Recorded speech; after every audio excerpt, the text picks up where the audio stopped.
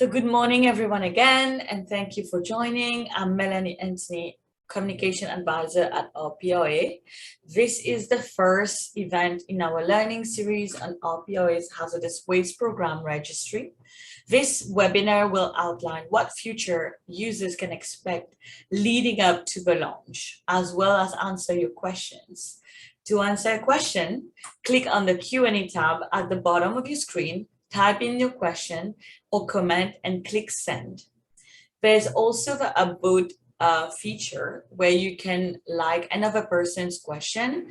This will move a question up the queue and prompt us to answer it faster. We will be posing for questions at the end of the webinar. If we can't get to your question because of time, or if your question is very specific to your own business needs, please feel free to reach out to our HWP team at hwp@rpra.ca, who will be happy to help.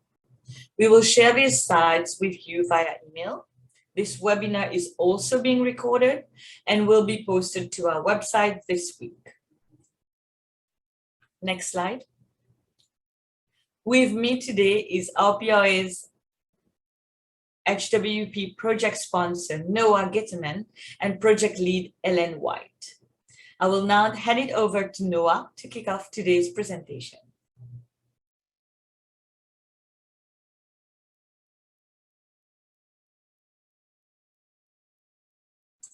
Thanks, Melanie.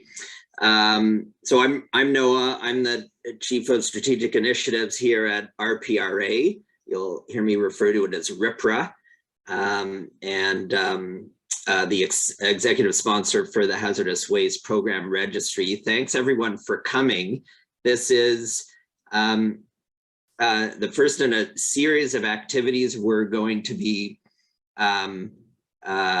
hosting and providing to folks over the next few months as we lead up to the transition of reporting under the Hazardous Waste Program from the current combination of the HWP system and paper manifests to the new digital reporting service that RPRA is developing and will be operating. So really thankful that you all are joining. We're going to be focused on some fundamental information we think you folks need to know now and can start acting on now. There's no way we're going to be able to answer all of your questions during this session, but we do want to make sure we're giving you some action steps to think about that you can start thinking about today. There will be much more communication from us, additional webinars and sessions, FAQs, and other ways for you to get your questions answered as we move forward towards the end of the year. So with that, can we go to the next slide, please? And the next one, please.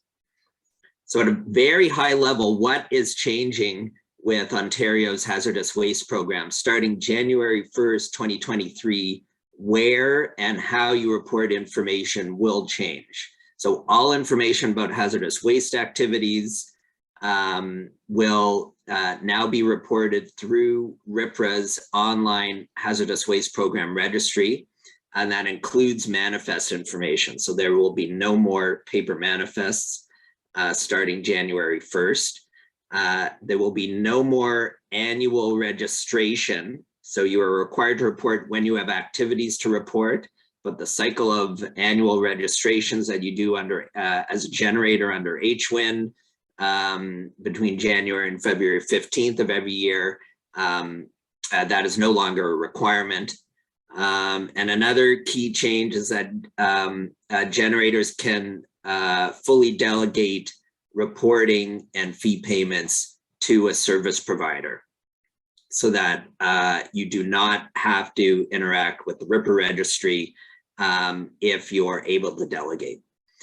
The substance of your reporting remains the same. So facility information, waste stream information, on-site and off-site reporting, and when you report, that all remains the same. So the substance of your obligations are essentially the same. It's the where and how that's changing on January 1st. Almost all of these changes are reflected in amendments to Regulation 347 that were made in April 22. They're published there online. There's links in this presentation we're speaking to today, which I believe will be posted on the RPRA website. So you can look at it offline and follow the links. There's also, I will note, there's a separate regulation under RPRA's governing statute, which is the Resource Recovery and Circular Economy Act, the RRCEA. And there's a regulation under there that relates to fee exemptions and fee payments under the new framework. We'll get to that in a bit more detail later on. Next slide, please. So who is RPRA? Some of you may be interacting with us already. If you're involved in any of the resource recovery programs we run, for many of you, we may be new.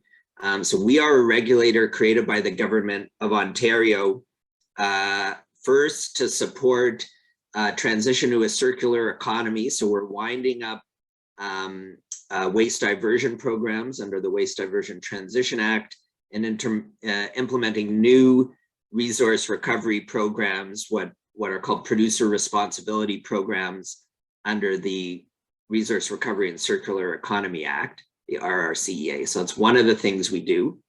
And the other mandate we have is to provide registration reporting services for certain ministry programs. And to date, those are for the excess soil program. So we have developed and are operating a registry to receive notices that need to be filed under the under a new excess soil program being run by the ministry, and hazardous waste. So we are not a government entity, but we are accountable to the Environment Minister. We have an operating agreement with the ministry that sets out certain obligations on RPRA, and our governing statutes also have various accountability and transparency requirements. You can learn a lot about RPRA. If you don't know much about us, you can learn a lot about RPRA on our website. A lot of our key corporate documents are public, including business plans every year, annual reports every year, our operating agreement with the ministry, and other key documents that sort of govern how we operate and what our relationship is with the ministry.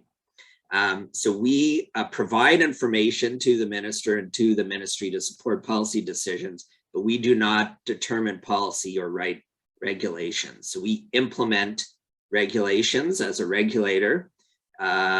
If they're a waste diversion or resource recovery related program, and we implement reporting services for excess oil and hazardous waste, but we do not create the policy. We implement policy that the ministry develops. Next slide, please. So a little bit about what the Hazardous Waste Program Registry is. So RPRA has been mandated by the ministry to create a digital registry for reporting all information that's required under Ontario's Hazardous Waste Program. That includes registering facilities and waste streams, like what happens on HWP to date, also on-site waste activities, and manifesting. So there will be no more paper manifests starting January 1st. We're mandated to set and collect fees to recover our program costs. We're mandated to support stakeholders who report under the program. So we will be operating the registry once it's up and running later this year. And we will be providing necessary support to registrants to make sure you folks know what you need to do and how to do it. So you're ready to do the reporting you need to do. Our registry will replace the current HWIN system. And so again, it will include a mandatory online reporting portal for facilities and waste streams and activities, including an electronic manifesting solution. So along with that will be a mobile app that will help facilitate the manifesting that will need to get done under the new system. The ministry will continue to oversee the hazardous waste program, both in terms of the policy development related to the program and compliance and enforcement activities related to the program. Next slide, please. So maybe just a little bit on what we've done so far to develop the Hazardous Waste Registry. So the registry build is on schedule right now to be launched or to go live in the middle of November.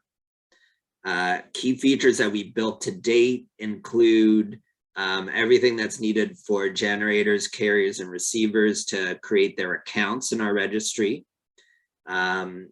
creating and managing waste generation facilities, reporting waste streams, and on-site waste activity, and creating, editing, and completing manifests. We are, RPRA is not building this registry alone or in isolation. We are working very closely with the ministry, with technology partners who are helping to build the technology, and with industry stakeholders. And so we know and believe that stakeholder input is key to this process. So for the past year or so, we have been engaging in multiple industry working group meetings with key experts from the industry, with focus groups, with usability testing where folks can see functionality as it's completed. We've done one-on-one interviews with industry representatives or key subject matter experts to make sure we're building something that will achieve the ministry's program needs and work for registrants. And we've also sent out surveys. You may have seen some of them to get a sense of the broader registry user base and how we can expect you guys to be using this system. So again, we're not building this registry in isolation. We put a lot of effort into engagement along the way, and there will be more of that coming as we sort of get closer and closer to the launch date. Because as I said earlier, this is sort of the first in a series of activities to make sure you folks are ready for when we switch over to the new way of reporting. Next slide, please. So I'm gonna go through a few highlights. Yeah, you can go one more. Yeah, I'm gonna go through a few highlights again about what's changing, a little bit more detail, but also just to emphasize what the key changes are. And then maybe we'll pause for some questions before we get into the next part of the presentation. So what's ending on January 1st, 2023?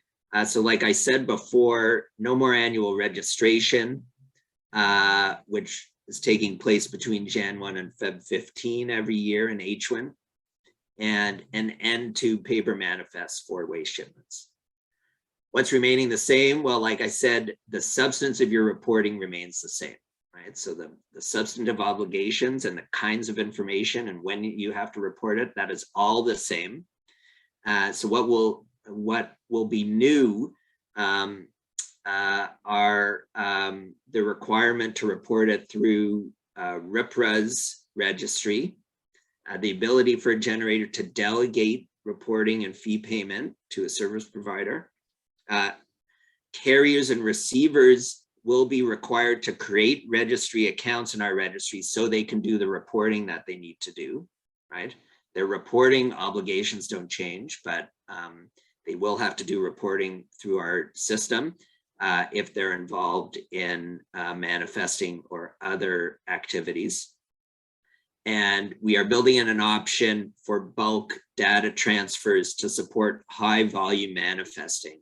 So if you are an entity that is involved with a large volume of manifests, we are developing an option to use an API to integrate with our system to make that work more efficiently. Next slide, please.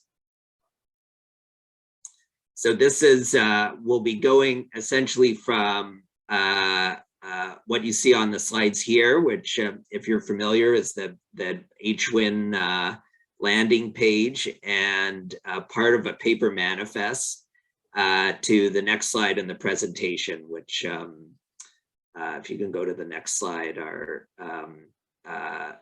just little screenshots from what the new registry will look like. The one on the left is our is the registry itself. The one on the right is an example of what the mobile app will do. Next slide, please. So I've talked a little bit about delegation, and in the next part of the presentation, Ellen's going to talk about it even more, but just at a high level to try and communicate some fundamental aspects of what delegation means. So the amended Regulation 347 clarifies that generators can delegate a service provider to submit information to RPRA's registry on the generator's behalf. So a service provider who is doing that, someone that a generator has delegated to do that, we are calling an authorized generator delegate, or an AGD. So you will see those terms come up frequently during this presentation, later on, and in other communications you receive from us. So what that means is that generators can hire service providers like a carrier or a receiver to do all of the reporting and fee payment in the registry on their behalf. And if they do that, the generator does not have to set up an account or deal with RPRA. And so we call that kind of delegation full delegation. If generators do want to set up their own accounts in RPRA's registry, you can still delegate facility and waste stream management and other reporting to another account holder. So that we call partial delegation, right? So there's one option: you can fully delegate all of your reporting and payment obligations, in which case you don't have to interact with the registry at all, or you can do a partial delegation. You can set up your account and then delegate certain aspects of the reporting requirements to another account holder. There's some requirements in the amended regulation relating to delegation. So a delegate must be created through a written authorization, and there will be some requirements related to that. Well, if there are additional requirements related to written authorizations, they will be set out in the revised manual that the ministry is creating. So more details will come out about that soon, but we do think it's will be a good thing for generators and service providers to start thinking about whether they want to set up these relationships in time for launch later this fall. Next slide, please. And I think this may be the last one before I hand it over to Ellen. RPRA must recover its costs from registrants. That's true for all the programs we operate. We do not receive any funding from government. We can also recover a portion of the ministry's costs for the Hazardous Waste Program. So there is a new regulation under the RRCEA that preserves and clarifies the existing fee exemptions under the Hazardous Waste Program, which RPRA is obligated to follow. So the existing fee exemptions under the program are not going to change. Fees through the new registry will be invoiced to the entity that sets up the generation facility. So that will be the generator, or if the generator is fully delegating reporting, that would be the generator's authorized delegate, or AGD. RPRA will be, fees have, for 2023 have not been published yet. RPRA will be publicly consulting on fees in the fall. So for all the programs where we charge fees, we must consult on our proposed fees before they're set. And we will be doing that for most of our 2023 programs in the fall, once our 2023 business plan is set. So maybe I'll stop there. I'll actually look to Ellen whether you think it's a good idea to pause here for questions, or maybe get through your presentation first. Thank you, Noah. Yeah, I see a lot of the questions coming in. I'm hopefully going to be covering in my section about what users can do to prepare. So let's maybe go through the next section, and then we'll have lots of time for Q&A at the end of the presentation. Okay, thanks, Nicholas. So next slide is great. Okay, so here are some key dates for you to have in mind as we prepare for the transition to the new system. So from now until early fall, you can get started today with preparing for the transition. If you are an existing H1 user, we recommend that you manage your prepaid account balances and that you make sure that all of your data in the system is accurate and up to date. And that's because we are going to be migrating existing H1 data into the new registry. We want to make the transition as smooth as possible for existing H1 users. So we will be migrating your generator numbers. So I think that was a question of whether I keep my current number, and the answer is yes.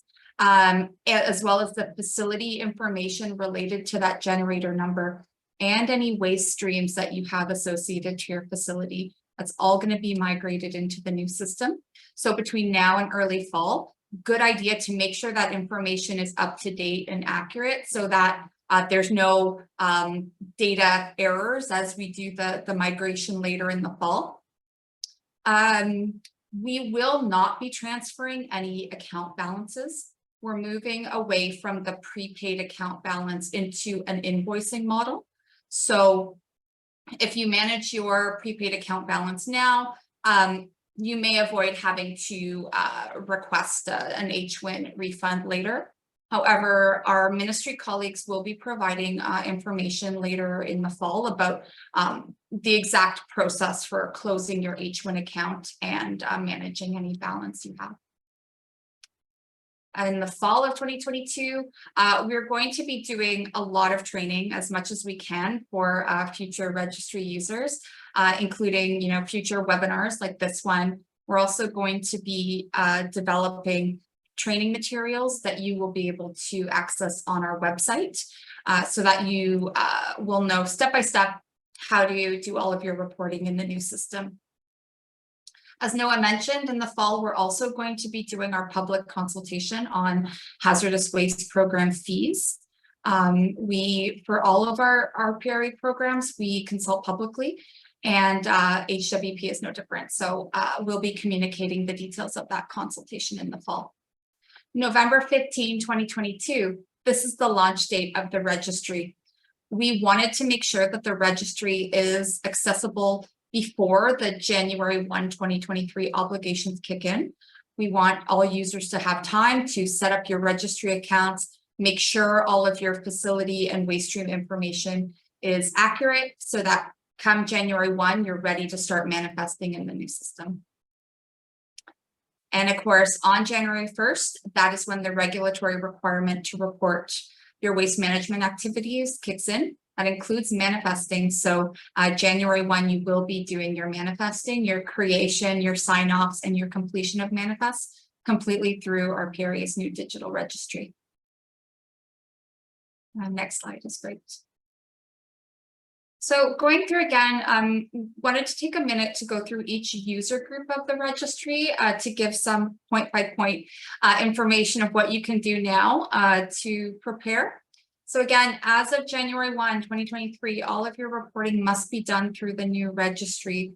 So if you're using paper manifests today, you will use your paper manifest for the remainder of 2022. But as of January 1, 2023, you're no longer using your paper manifests. The amended regulation, it does stipulate that if you are in possession of paper manifests, that those will have to be destroyed, I believe, as of January 31st of 2023. So I think there was a question there about what do I do with my paper manifests. So you're no longer using them in the new year. Again, as Noah mentioned, if you are doing if you and your service providers have chosen to do a full delegation, you will not have to create your registry account, provided you have a written agreement in place with your chosen service provider. If you do want to set up your own account, so either if you want to do a partial delegation or you want to do all of your waste management activities on your own, you will need to do it before you start shipping waste from your facility. So that account has to be set up before January 1st. In order to do so, you will have to create an account in our registry. If you happen to be involved in any of RPRA's existing programs, you probably already have a registry account. And in that case, you're just going to be adding the HWP program to your account. But if you are new, setting up an account is, we like to say it's quick, easy, and free. You just have to provide your contact information. That's about all the information you need to get set up with your account creation, pick your password, and then it'll be a matter of you linking all of the data from your H1 account to your new registry account. To do so, you will need to know the generator number and H1 username for each of the facilities that you plan to operate in your account. So a key change maybe to point out here is in the current H1 system, it's one account per generator number. In our future registry, you'll be able to manage all of your facilities, all of your generators from one company account. So you'll be doing the migration, linking each individual generator account to your new registry account. So as I mentioned, later on in the fall, the H1 team at the ministry will be communicating information about what you need to do to manage your prepaid account balances and making sure your data is accurate and up to date so that it can be migrated into the new system. One thing I saw a couple questions about what happens to my manifest. In the new system, any manifest that you do in 2023 onwards, you'll be able to access all that information right from your registry account. For your 2022 manifests and older, that information will be in H1. We're not going to migrate each individual manifest. That's a lot of data. But the ministry team will be able to provide information about how to access your historic data in H1 for your record keeping purposes. Okay, next slide, please. Okay, so as a carrier, you also need to set up an account in the new registry. This is necessary so that you can be listed on a manifest as a carrier. As well as if you're going to be creating or editing manifests, you'll also need a new account, and you'll need our registry account to be able to sign manifests on the website and mobile app. And as we mentioned, signing off on manifests will be done through the new registry, not on paper moving forward. If you're a carrier and you already or you're interested in doing delegation services on behalf of your generator clients, you will need to make sure you have a written authorization in place before you create accounts on behalf of your generator clients. And again, just a reminder, our registry opens November 15th, so you'll be able to do that then. You'll also need to have your environmental compliance approval numbers at the ready when you create your account. We're going to be including all of the ECA information into the registry. That'll make it really easy. The system will be able to confirm that as a carrier, you're authorized to manage any waste that have been added to a manifest. So having that ECA information in the registry and linked to your account will be important, so that we'll be able to quickly identify you on a manifest and make sure that all of the proper authorizations are in place. You'll be also creating your registry account on November 15, 2022 or after that. Again, you have to be set up before January 1 for you to begin manifesting in the new registry. And as I mentioned, paper manifests no longer accepted for waste activities beginning on January 1st, 2023. All paper manifests, again, if it's shipping in 2022 calendar year and the associated payments with your 2022 activities, will continue to be processed through HWIN in early 2023. So if you're shipping on December 30th, you'll still be, and you're using paper manifests, you'll still be mailing them in using the current system. But then any shipment Jan 1 onwards, you're going to be doing through the registry. Okay, next slide. Okay. Similar to carriers, receivers will also be able to, will also need to set up an account in the new registry in order to be added to a manifest or to complete and sign manifests. As well, similar with carriers, you'll need to decide if you are going to be an authorized generator delegate for generator clients. And you'll also need to make sure that you have that written authorization in place before the account creation and reporting begins. You'll also be able to link your current environmental compliance approval numbers to your account. You'll need those numbers in order to be able to link those ECAs to your account and have all that information linked. You'll also, if you're going to be acting as a full delegate, you'll need to know the generator number and HWIN usernames for each of the clients you're acting for, so that those facilities can be linked to your delegate account.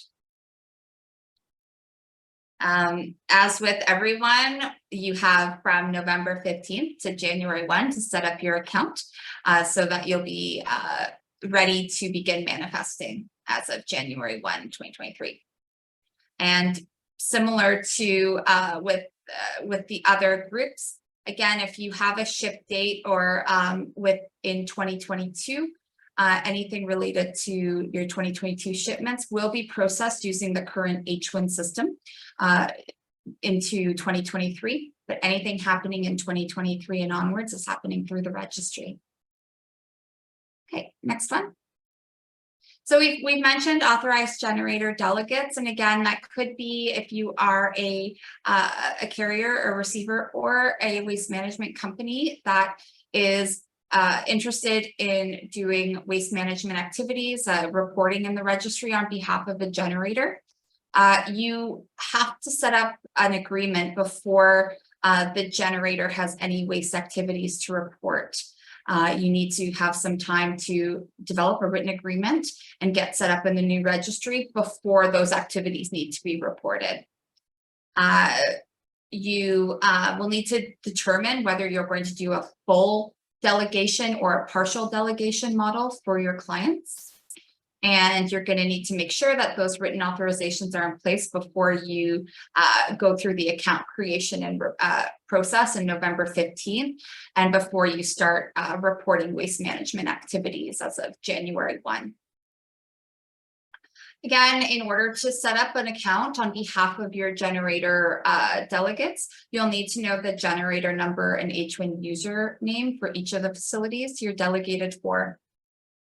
And as with other groups, you're going to need to make sure that everything is set up by the time you need to start manifesting. So if you get in on November 15th or around that time, that would give you extra time to get prepared for the new requirements in 2023. I know there's probably going to be a lot of questions about what does a full delegation mean? What does partial delegation mean? What is a written agreement? And in this introductory session, we don't have the time to go into the details, but we will be doing a specific session for businesses interested in becoming authorized generator delegates. And so stay tuned for that information. We want to make sure that you have all the information you need to get prepared. So we'll be doing a dedicated session for our AGDs. One thing you might want to consider as well, if you are a large volume waste management company, or if you're a generator who has an internal system where you manage your own waste manifests, please contact RPRA if you're interested in integrating your internal system with our registry via an API, as Noah mentioned. Okay, next slide.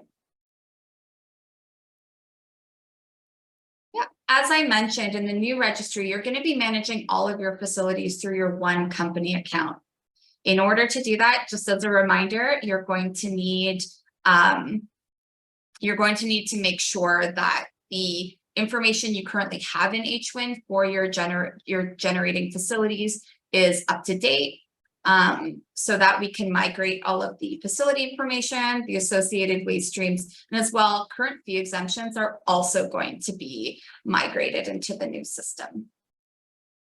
Carrier and receiver ECAs will also be added to the registry, so ensure that your information about your ECAs is up to date as well. Once you create your registry account, you'll be able to search for and link link the facilities and ECAs to your account. To do so, you're going to be prompted to search for the generator number for each facility.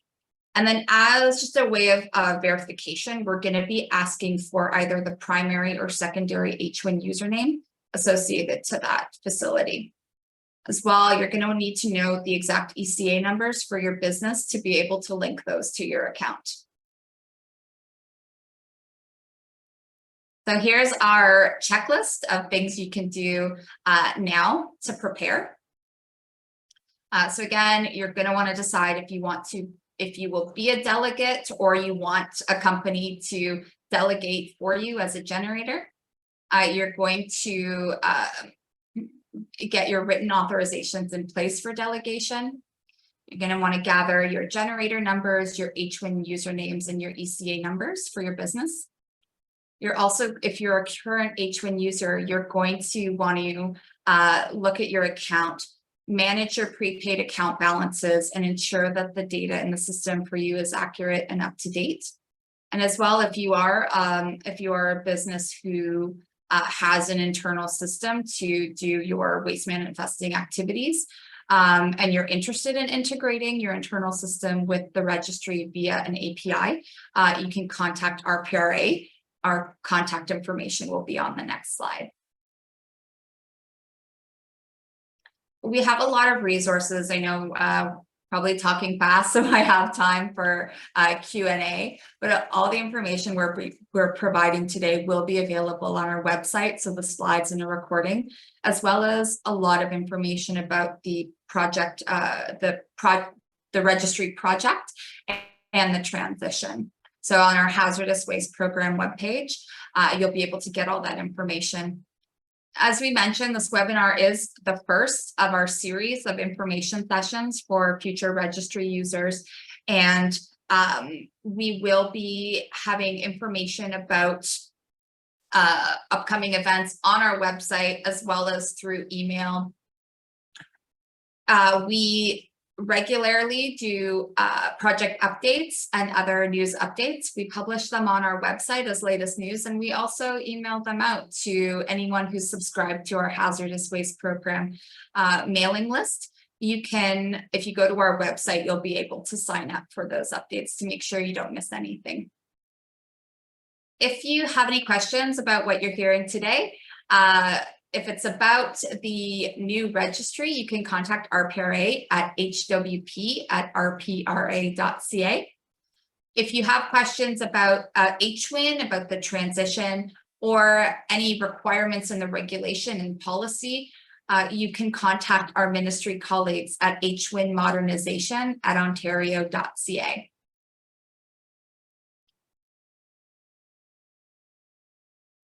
Okay, so thanks everyone, and now we're going to open it up for questions now. Yes, thank you, Hélène. Thank you, Noah. We will now answer the questions. For those who raise their hands, kindly please type your question in the Q&A tab. To ask the question, like I said at first, click on the Q&A tab at the bottom of your screen, type in your question and or comment, and click send. There's also a vote feature where you can like another person's question. This will move the question up in the queue and prompt us to answer it faster. So the first question that we will be answering is, if we no longer have to annually register, do we still have to pay the renewal fee? So, Ellen, maybe I'll answer this one. The short answer is no. There's no longer an annual requirement to register, so there won't be a fee tied to an annual registration requirement. The exact structure of the fees that RPRA will be charging through the registry and the amount of the fees will get consulted on in the fall once RPRA's 2023 business plan has been prepared. So you'll be hearing more from us about fees, but the answer to the question about annual registration is that's right. Because there's no annual registration, we won't be tying a fee to annual registration. And the second question we will answer is, if the site is already registered on HWIN, do we have to re-register on the new registry? I believe this one is for Ellen. Yeah, I can answer that one. So as I mentioned, there's going to be a process where you will have to create a registry account from RPRA's website. Again, that will just be providing your contact information, and you'll be enrolling in the HWP program. At that point, you'll be able to attach all of your current HWIN facilities to your new registry account. So a little bit of setup to create your registry account, but we've tried to minimize the steps in the process by migrating the existing data in and just having a process where you identify, yes, these are my facilities, and linking them to your new account. And Ellen, maybe just to add to that, because I think there were some later questions about this. So that would include your waste stream information as well. That's correct. So yeah. The facility information plus the related waste stream data will get that you have in HWIN will get migrated over. That's right. Okay. Another question here, if you are a new generator and don't currently have a generator number or profile, who doesn't know about all the new items, can we automatically set up the AGD to handle everything and not ever register ourselves in HWP?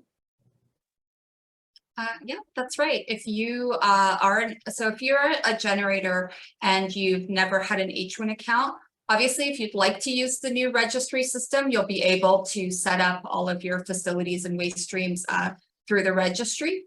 If you are doing a full delegation, no, that would be for your authorized generator delegate who would be setting up your registry account for you. So another question we had is, we generate waste few and far in between. We do not know who the service provider would be. It could be an emergency spill, for example. We have 3 generator numbers currently.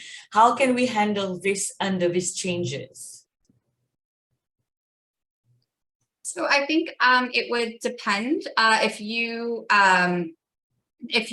don't want to have if you're not sure who your service provider will be, you can set up your account for with your 3 facilities in it. and then manifest as those situations arise.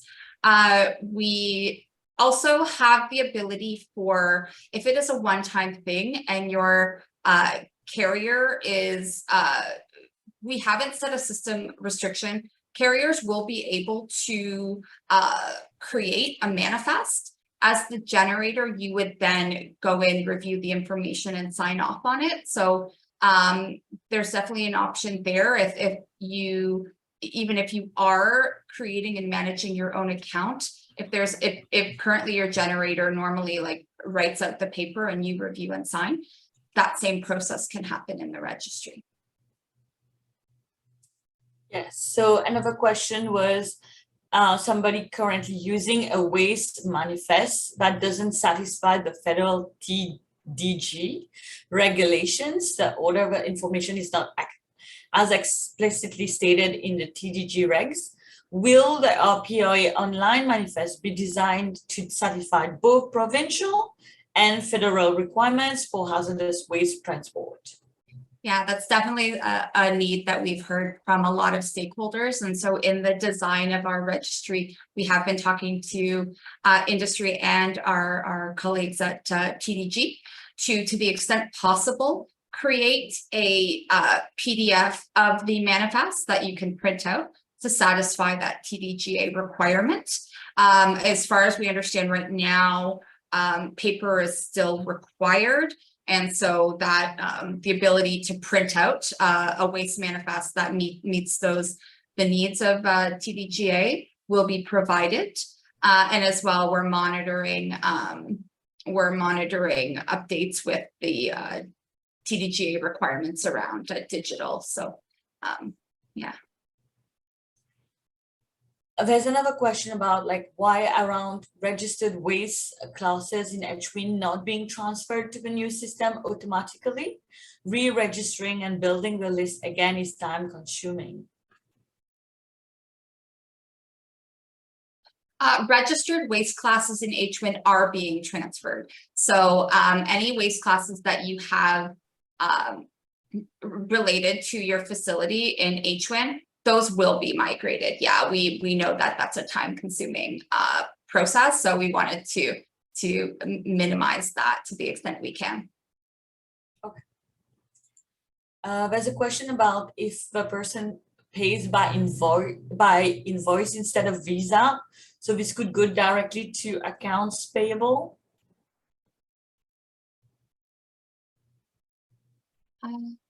Sorry, can you repeat the question? If we can pay by invoice instead of Visa, so this could go directly to accounts payable. So yeah, how is like the generation of a fee? So our system will be generating invoices, and if you I believe it's on our website as an FAQ. We accept a number of payment options. We do accept Visa, I believe, electronic bill payments, check. So there are a list of accepted payment methods, but yes, we will be generating an invoice, and then you would pay the invoice based on our accepted payment methods. Thank you. The next question is, will the new manifest be TDG compliant to be printed out as a shipping document, or will a bill of lading still have to cover that requirement for transport under TDG and for weight stations? Yeah, this is something we've heard a lot, and to the extent possible, we're trying our best to make sure that the PDF that the registry produces will fulfill those TDGA requirements. Yeah, we understand it's a bit frustrating having to print those two documents, so we're trying our best. But again, it's still your responsibility to be compliant with your TDGA requirements. So make sure that if the PDF isn't covering, if you have any special shipping documents that have to accompany your shipment, that's still your responsibility. Let's say we don't want to delegate our recruiting. Do we just set up an account and do our part of a manifestation every time a collector picks up our hazardous waste? Yeah, so if you if you want to manage all of your waste management activities at your facilities and create your manifest, you can absolutely do that. Your carrier, when they arrive at your location, they'll be able to, through their mobile app, or if they happen to have a laptop, they'll be able to pull up your manifest right through their system and do their sign-offs right from that system. So yes, you definitely have the option to create your manifest on your own behalf. So the next question is about the delegation. A delegate must be created through a written authorization. Is there a form that we could use? So this is, maybe I'll pass it over to Noah for this one. Sure. There isn't a form. So the regulation right now requires that the authorization be in writing.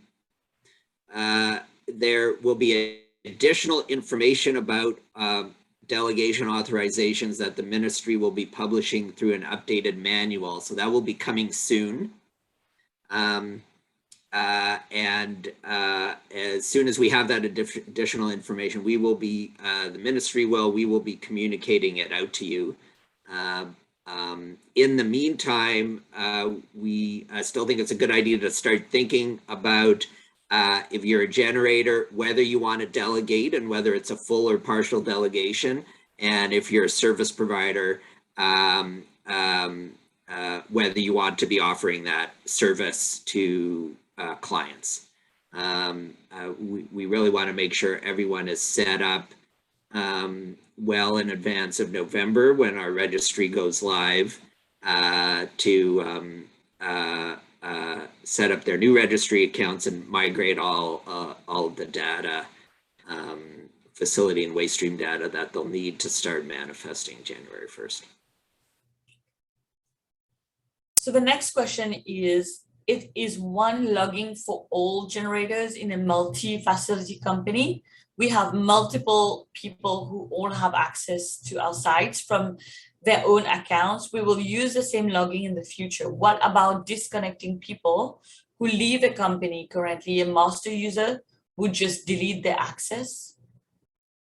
Yeah, I can explain how our user management will work in the new registry. You'll have one account for your company, and you can set up multiple users.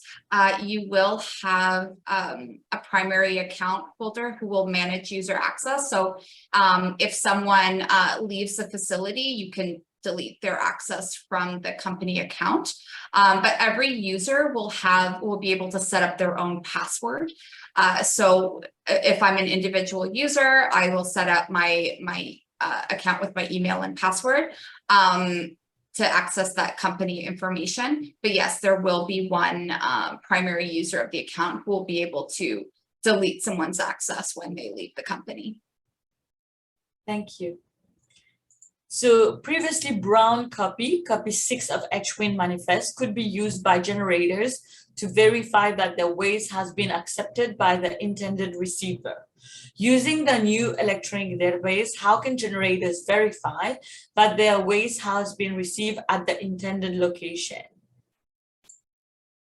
Yeah, so you'll be, as a generator, if you have a registry account, you'll be able to log in, and you'll be able to see the status of all of your manifests. So you'll be able to see the manifests that are in transit, ones that have arrived at their receiving facility. You'll also be informed if there's any changes to the manifest that require your signature. You'll be able to review those as well directly in the system. Thank you. So we will now take a quick break from the questions and launch our poll so that we can improve our webinars. So please take a few minutes to fill out these 4 questions.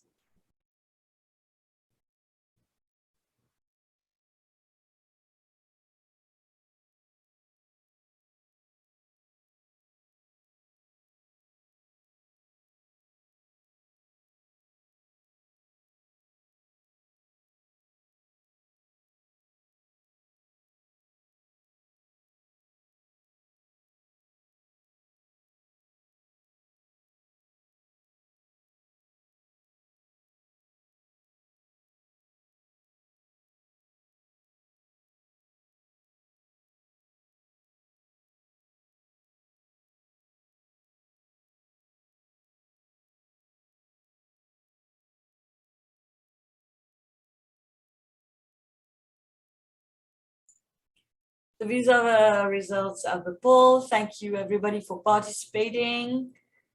As announced earlier, we will now get back to questions. So the next question is, if we have more than one, sorry, give me 1 second. If we had more than one waste handler, can different handlers be delegated? Absolutely. If you want to do a full delegation with multiple authorized generator delegates, you can do that. And then each authorized generator delegate would set up the facilities that they will be managing. If you in a partial delegation model, you'll also be able to, as a generator, give access to several different waste management companies who manage waste on your behalf. The next question is, will there be training sessions on how to complete electronic manifest?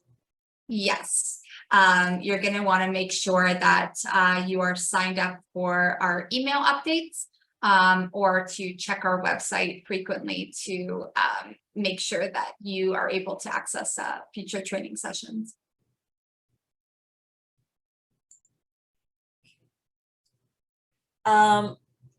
This is the last question. So how are online manifests going to work in remote locations?